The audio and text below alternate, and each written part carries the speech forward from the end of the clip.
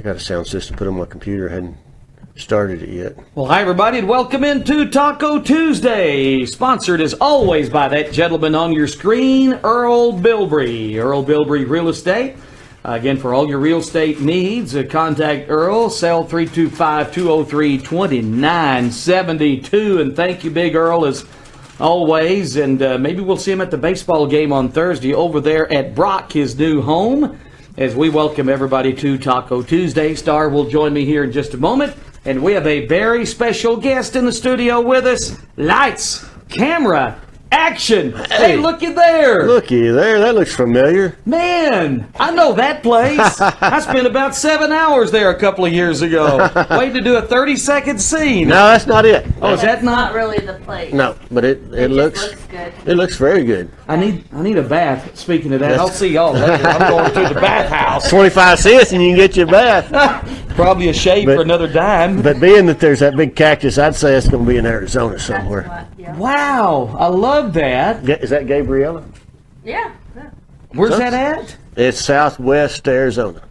Oh, man, beautiful. I want to go back to Arizona so bad I can't stand it's it. a beautiful state. I want to go to Tombstone. It's not that far drive. You know, you can be to Amarillo in 12 hours. You can be in Tombstone in 12 hours. Well, there you go. And I'd rather go to Tombstone. Trust me. I'm sorry. My sister's in Amarillo, probably watching this morning. Amarillo's a fine city. I can't wait to get back up there. You can get there by morning. Hey! A George Strait tie-in right there on George's 69th birthday today. You got a favorite George Strait song? Oh, yeah, Unwound, and the other one that came out at the same time, what's the other? Down and Out. Down and Out, yeah. His first two records, as a matter of fact. Those are my first two favorites of all time. Well, we're glad to have Bill Foster in the studio. Bill, of course, has been a busy man with a lot going on, and yes. I've got your sixth, the Vet short movie, and man, it's doing well. Has won some awards for you. Yes, we recently, the last award we won was in Houston at the World Fest International Film Festival, where we won a Remy Award. And a Remy Award, and you can look it up on Wikipedia, is the equivalent to an Academy Award for independent movies. Wow! So we got to meet a lot of people down there that you know, you didn't even feel like you should be in the same company. You know, we're down there with them, but saw some really good movies. There was over 4,600 movies submitted to this contest. Oh man! And that's only picked about 100 to be screened. We were picked to be screened, and only about 10 to 15 won awards out of that 100, and so we were lucky. And the award we won is the same award that Steven Spielberg won in 1968 for his short movie Amblin, which he has, you know, he renamed his company Amblin now, so, from that movie. So that's. I was shocked, you know. It still hadn't soaked in yet. And you've got some other things maybe in the works with I've Got Your Sixth that you can't share now, but maybe soon. Right. Maybe Exciting soon. Stuff. Of course, we're showing it May 29th at the Lyric, and two showings, 5 and 7. It's only a 20-minute video, and so, but it's very powerful, I believe. It's the first one I've actually just did nothing but direct. I wrote it and then directed it. I did not act in it. And so I found my passion, and I still say 70-30. I like to act every once in a while, but 70% of the time I like to direct, because I look at it as a actor paints one little part of the picture, but the director paints the full portrait.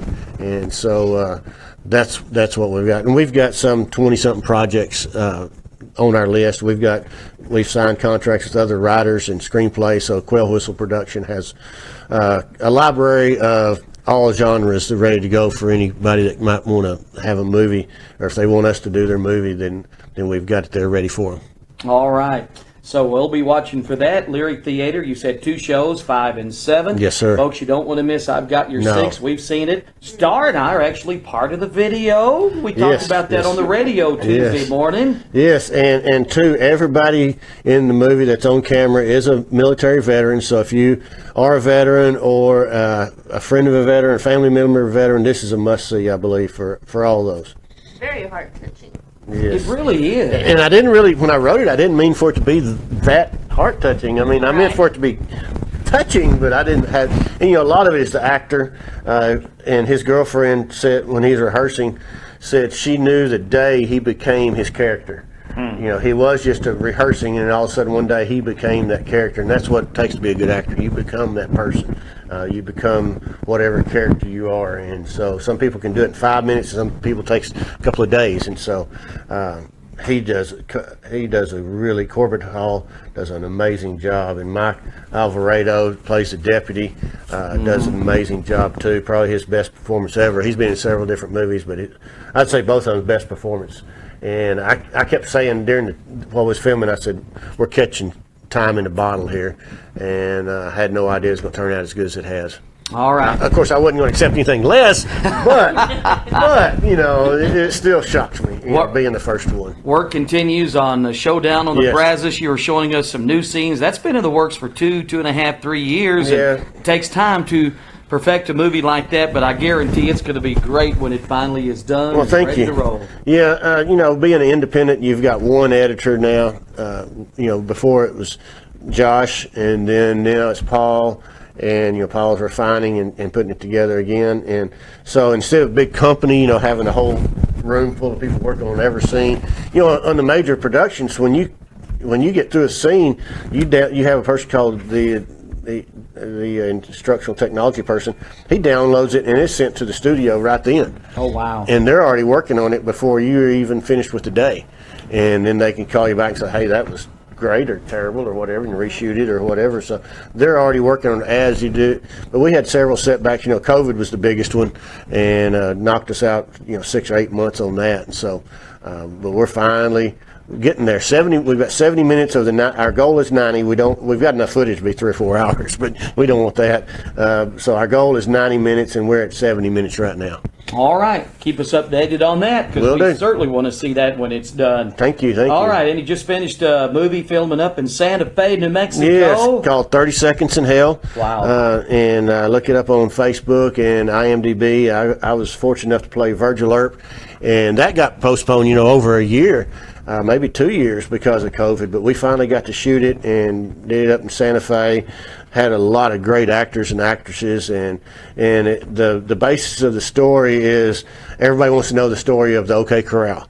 So a angel of, I'm not going to say which side of heaven or hell, comes back and brings back all these people that were involved with the OK Corral.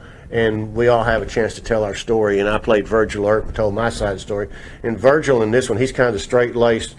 I'm the law. This is what it's going to be. Listen to me. This was the story, is basically what his role is. Others, like Doc Holliday, he's elaborating to his side of it, and Wyatt, he's kind of braggadocio, but Virgil's like, wait a minute, this is the story. This is how it happened.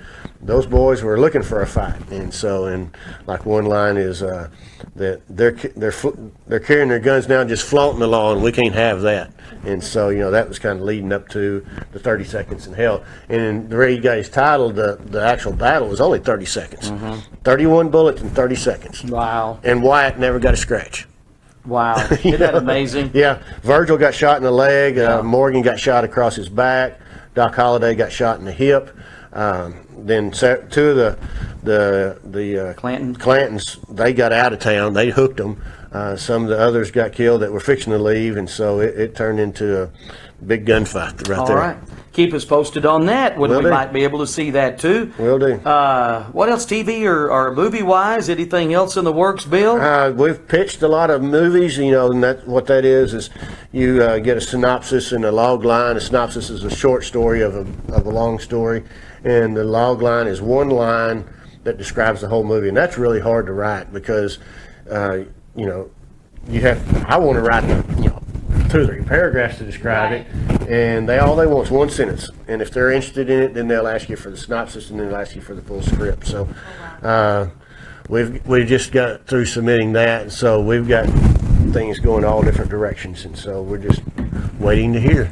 All right. Of course, you got your vineyards going on over there at Dustin, Texas. Your grapes are looking good, I guess. Yes. The vines are excellent. No grapes on them yet, but they're fixing to bloom. And we've got a little over 7,000 plants.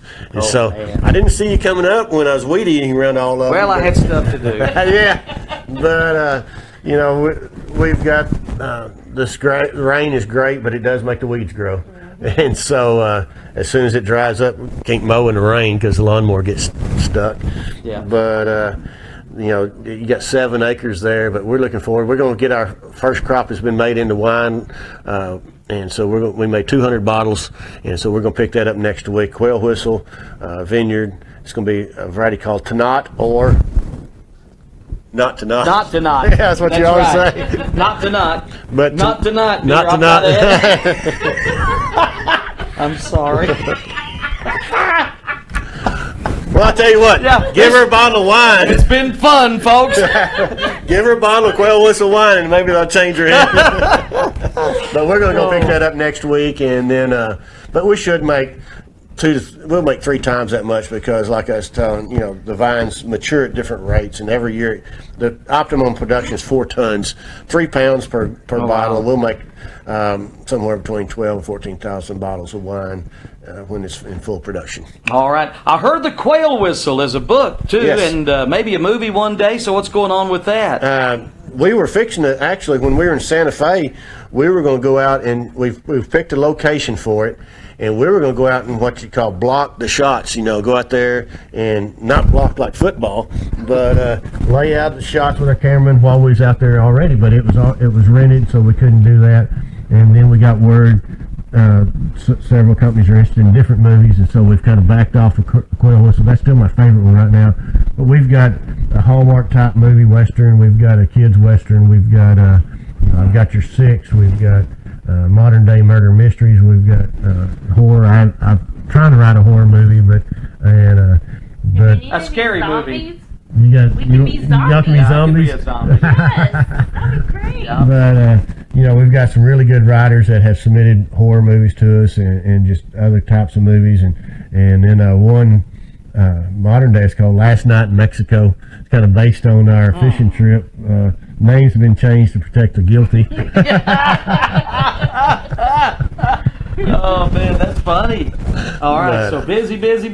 Yes. No doubt about that. And the kids are doing well. Grandkids. Yes, baseball season started. Heston's full blown into that, getting to do a little pitching this year, and he's full-time catcher. And then when they pull him out of there, he's been playing all different positions, but he's got to pitch a little this year. Bounced one off the fence the other day, and didn't get his home run, so he got a ground rule double. You do know we're live. On I'm sorry. right? I'm taking pictures You're on set. taking selfies. I'm starstruck. Yeah. Harper's 6 years old, and she's in baseball, and that 6-year-old Lee, something else, because they all get to go to the base. And so she's playing second base the other day. She's congratulating everyone that goes by. She got her back to the batter, as they come by, giving them high fives. And so she caught one on first bounce the other day. So Awesome. And what's funny is she just rears back and throws it, but she's supposed to look where you throw it first, but Yeah. she forgets that part. Oh well, man, it's fun stuff. Fun to Yeah, watch, yeah. no doubt about That's that. right. Hey, I just got some advice on your IMDb page. Bill Foster, director. There's another old director named Bill Foster. Did a lot of the Beverly Hillbillies and Andy Griffith shows. I'm just wanting you to know there should be some deciphering between you two right there. I'm number 8. I'm Bill Foster at number 8. Not the one that's some of those others. I remember the first day I looked you up and I said, Bill Foster, director. Directing Beverly Hillbillies, season 8, episode 4. I said, man, you've been around, Bill. Yeah, I held my age real well. Oh, man. No, I'm number 8, Bill Foster. I look.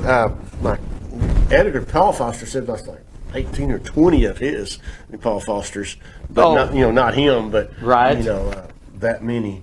And so be sure and make sure it's the right one. There you go. Man, busy, Bill. That's a small understatement. All right, and you still did some teacher evaluation this year, too? Sure did. And, Had some really good teachers. Had some here in Brownwood and all around the area, Stephenville and Three-Way. And I've had 3 more to do. I'm probably, since it's raining, go get those done today.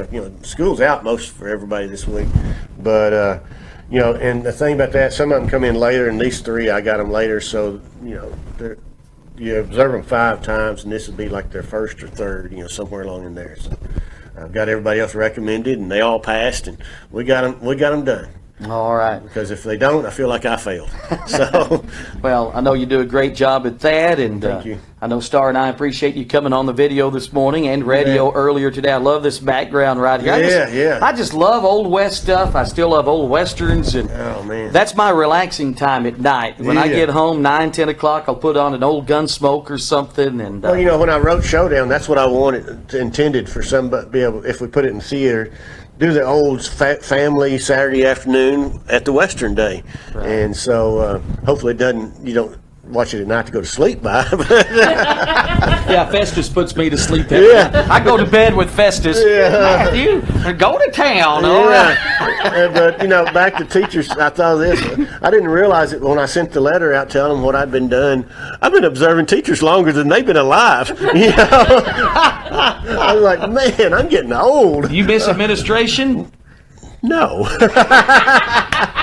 That was a crazy question. Yeah, I don't get the, you know, people don't realize you get calls at 2 a.m. go turn bus lights off, or somebody broke in. Or if it's cold and snowy, or we having school, That's you gotta right. get out. You got to go out there and check, see if it's going to have school, and no matter, you know, the thing about when you call school on or off in ice, there's 50% of people happy, and 50% of people is not happy. They either want off or don't want off, and so and some things are just beyond your control. You just make the best decision you can. But I enjoyed the 33 years I was in education. I want to congratulate a couple of teachers that are retiring from Goldthwaite that I actually hired, and they stayed there the whole 30 years of their career. So they were amazing. And so Miss Horton and Miss Buchanan, they did amazing jobs, and we had a lot of fun the 10 years I was there. It's hard to believe that they've been there that long. Wow. You know, if you go back to 95, you know, when I went there. Yeah, so, we've got a few around here retiring. A couple of coaches, Coach Tabor and Coach Edmondson, happy retirement. And I'll tell you, teachers that's retired, there's not a bad day retired.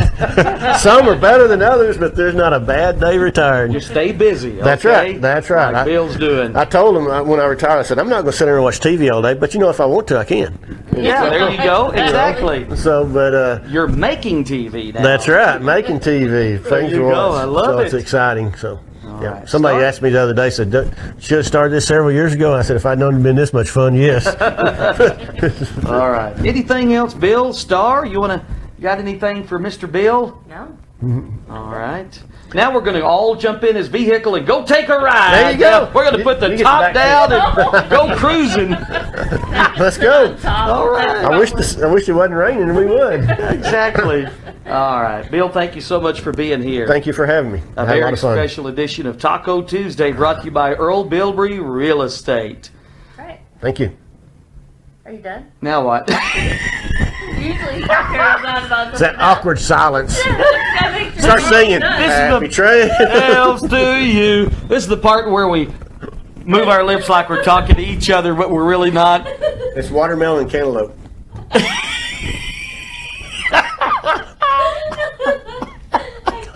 Oh, man. Hey, is anybody around to turn the camera off? Cut.